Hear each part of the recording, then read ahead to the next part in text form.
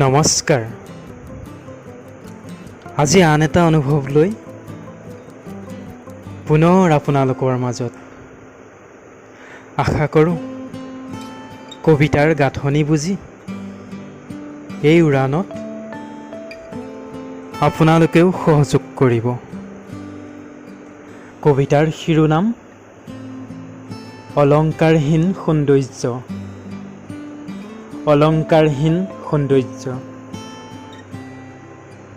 সহস্ৰ গাঁথনিৰ বান্ধোন তোমাৰ যৌৱনত, উষ্ণতাৰ অন্তিম সহিষ্ণুতাত তোমাৰ সৰলতা, প্ৰতি আংগনৰ কথোপকথন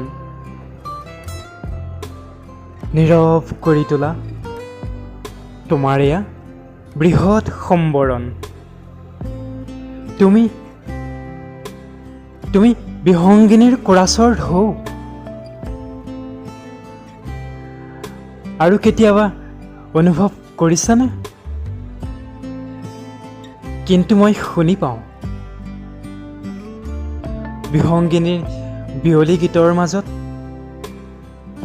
তোমাৰ সুমধুৰ সুৰ।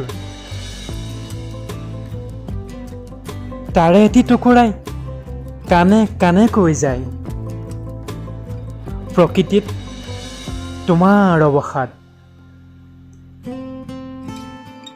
শিমলু হৈ সৰিম এদিন তোমাৰ কুঁহিয়াল কোলাত।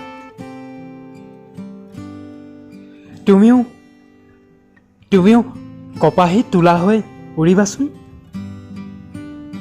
বিলীন হোম দুয়োৰে মজিয়াত, সুৰত সুৰ মিলোৱাৰ নিশাত। মোক পঢ়িব খোজা, কবিতাৰ সুৰেৰে পঢ়া। আৰু যদি কবিক পঢ়িব খোজা, কল্পনাৰ আজলিত চোৱা। ধন্যবাদ।